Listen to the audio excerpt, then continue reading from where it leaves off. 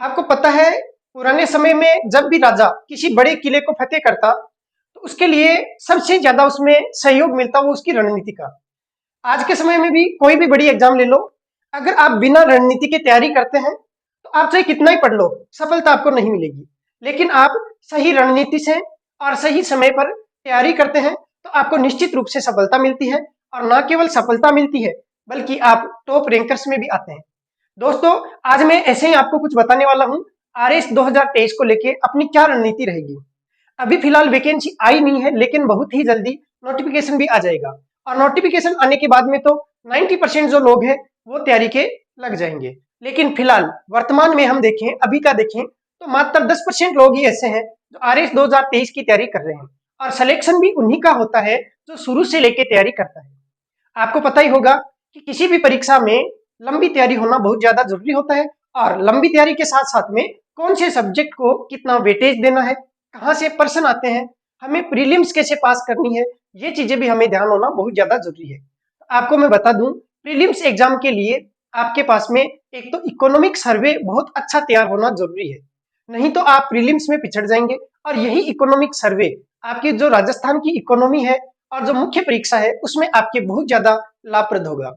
अगर आप केवल इकोनॉमिक्स पढ़ते हैं तो आपको बहुत ज्यादा जोर आएगा, लेकिन आप इकोनॉमिक्स की बजाय इकोनॉमिक सर्वे पढ़ते हैं तो आप लगभग 25% सही कर पाएंगे आरएस प्री वाली एग्जाम में। क्योंकि बजट से ज्यादा सवाल नहीं बनते, सवाल बनते हैं आर्थिक समीक्षा से। आर्थिक समीक्षा में सरकार की सारी योजनाएं आ जाती है, सरकार ने कौन कौन सी योजनाएं चला रखी है, उसमें कितना गेन किया है, कितना लक्ष्य हासिल किया, वो सब आ जाता है। कौन सी योजना में कितना लाभ मिलता है, कितने पैसे मिलते हैं, क्या उसके लिए क्राइटेरिया होती है, ये सारी बातें उसमें होती है। तो इकोनॉमिक सर्वे 2022 आ चुका है, 22-23 आ चुका है। और अब मैं बहुत ही जल्दी आप सभी के लिए इकोनॉमिक सर्वे की बहुत शानदार क्लासेस लेकर आने वाला हूं। और उस क्लासों के माध्यम से मैं आपको इकोनॉमिक सर्वे रटवा दूंगा, क्योंकि मैं खुद पिछले 2 साल से लगातार इकोनॉमिक सर्वे पढ़ रहा हूं।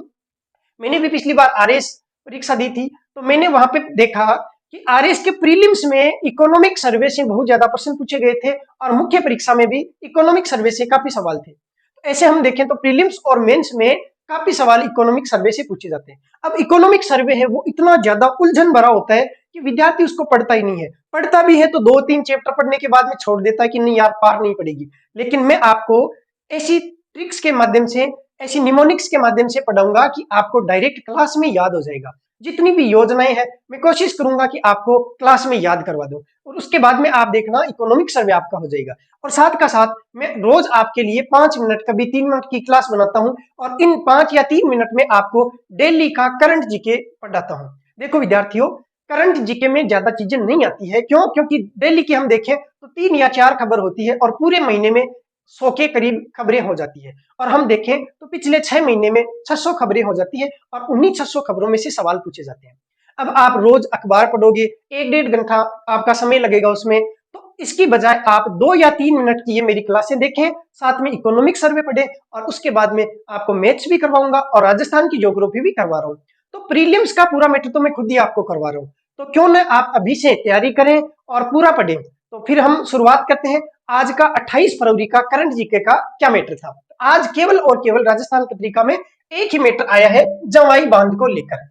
अब यहाँ पे जवाई बांध को लेकर किसानों ने धरना प्रदर्शन दे रखा है, कहाँ पे? जालोर में। लेकिन ध्यान रखना है, ये जवाई बांध तो जालोर में नहीं है, ये जवाई बांध तो सुमेरपुर पाली में है। कहाँ पे है? सुमेरपुर पाली में है। और ये कौन सी नदी पे बना हुआ है? तो ध्यान रखना, जवाई बांध जवाई नदी पर ही बना हुआ है, जवाई नदी पर स्थित है। अब ये जवाई नदी पर स्थित है, सुमेरपुर पाली में है, तो फिर जालोर के किसानों ने क्यों धरना प्रदर्शन दे रखा है? तो आपको पता ही होगा, पाली से कोई नदी जालोर भी तो जा सकती है। तो भाई इस जवाई नदी पर बांध बनाने से पानी तो यहीं पे रुक जाएगा पाली में, और ये पानी आगे पहुंचेगा नहीं, आगे नहीं पहुंचेगा तो इसके आसपास के जो गांव है उनका जल स्तर ऊपर नहीं बढ़ेगा, मतलब जल स्तर धीमे धीमे नीचे चले जाएगा। तो यहाँ के किसानों ने आंदोलन इस कारण से कर रखा है। जबकि सवाल तो ये पूछा जाएगा कि जवाई बांध कौन सी नदी पे बना हुआ है, तो जवाई नदी पर। कहाँ पे बना हुआ है? तो सुमेरपुर पाली में। फिर ये पूछा जाएगा कि ये जो जवाई नदी है वो कौन सी नदी की सहायक नदी है। तो आपने सुना ही होगा, राजस्थान की एक महत्वपूर्ण नदी है लूनी नदी या लूनी नदी, जिसको आधी मीठी आधी खारी नदी कहते हैं, या इसको लवणवती भी कहते हैं, या इसको एक नाम और भी है, कालिदास ने इसका नाम दिया था आप कमेंट बॉक्स में कमेंट करके बताएंगे कि कालिदास जी ने लूनी नदी का क्या नाम दिया था। ठीक है, तो ये लूनी नदी है और इस लूनी नदी पर ही बना हुआ है कौन सा, लूनी नदी की ही सहायक नदी है जवाई नदी, और इस जवाई नदी पर ही बना हुआ है कौन सा बांध, जवाई बांध। आज के बुलेटिन में केवल इतना ही है, बाकी हम पढ़ेंगे अगले में।